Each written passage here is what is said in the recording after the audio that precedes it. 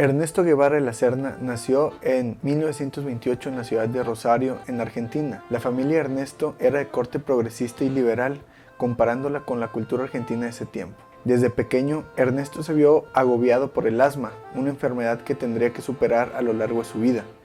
Ernesto viajaría varias veces desde la Argentina hasta México.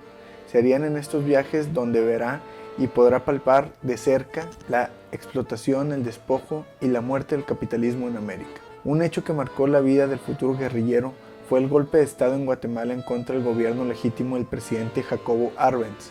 Este terrible suceso convencería a Ernesto de que el camino para los grandes cambios sociales solo era posible por medio de una revolución. A mediados de los años 50, Ernesto viajaría a México, donde conocería a los revolucionarios cubanos que se preparaban para derrocar a la dictadura de Fulgencio Batista. Fidel Castro y Ernesto Guevara encontrarían muchas afinidades ideológicas. Ernesto se convertiría en un guerrillero más del movimiento 26 de julio que se entrenaba para liberar a Cuba de la dictadura de Batista.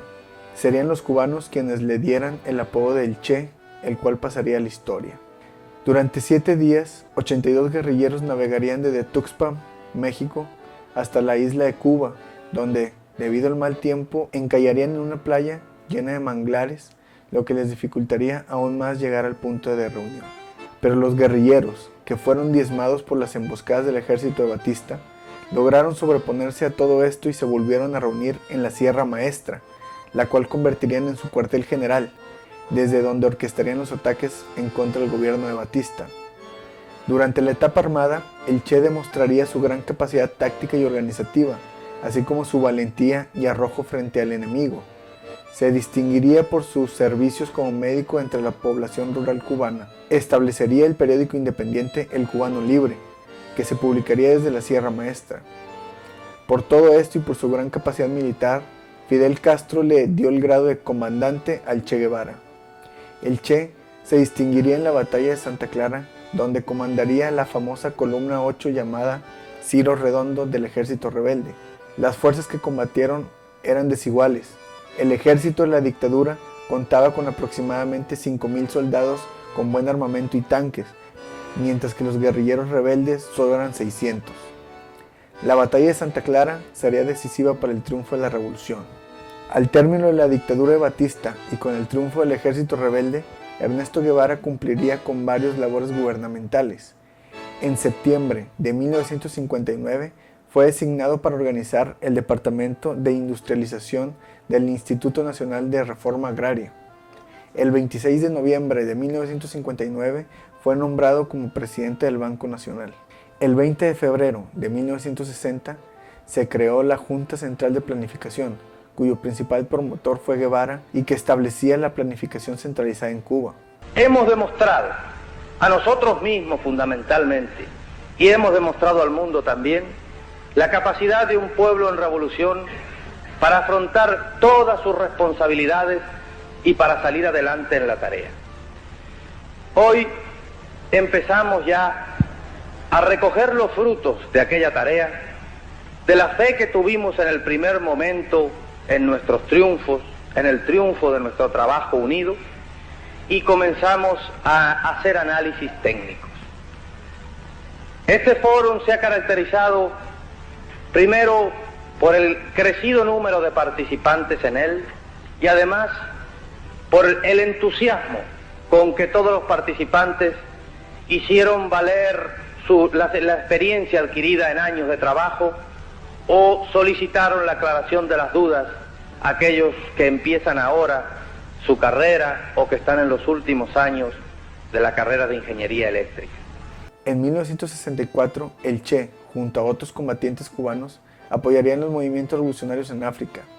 La experiencia africana sería un desastre para los combatientes internacionalistas cubanos. Sin embargo, marcó el inicio de la Solidaridad Proletaria Internacional Cubana. Ernesto comenzaría los preparativos para poner en práctica su teoría del foquismo. Escogería a Bolivia por su posición geográfica y porque se encontraba bajo una dictadura militar. El Che había organizado un grupo compacto internacionalista con cubanos, bolivianos, peruanos y argentinos dispuestos a poner en práctica las ideas del comandante Guevara. Desgraciadamente, la nueva guerrilla, llamada Ejército de Liberación Nacional de Bolivia, no encontraría el apoyo necesario entre los campesinos de Bolivia, mientras que el Partido Comunista de Bolivia le retiraría la ayuda que en un principio les había prometido. A la falta de apoyo local se le sumaría la llegada de militares y asesores yanquis que entrenarían a las tropas del ejército boliviano, quienes se encargarían de buscar cualquier rastro directo o indirecto a la guerrilla. El 8 de octubre de 1967 llegaría el final de la guerrilla boliviana.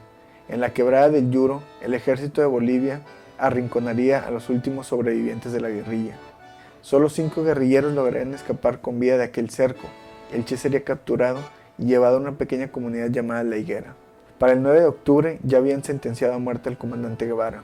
El Che sería asesinado en un cuarto de una precaria escuela a manos del soldado boliviano Mario Terán. Las últimas palabras de Ernesto Che Guevara fueron dirigidas a su asesino. El Che le dijo: póngase sereno y apunte bien, va a matar un hombre. El Che sigue presente en la militancia comunista internacional.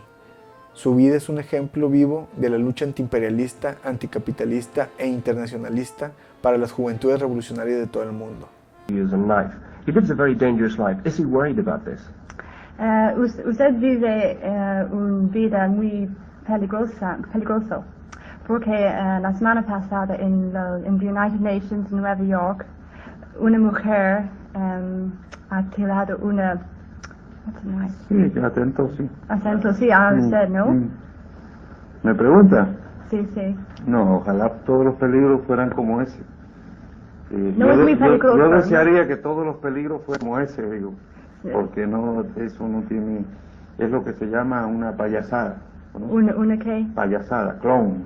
Clown. He said that he's used to this kind of thing, that she was only a clown. Uh-huh.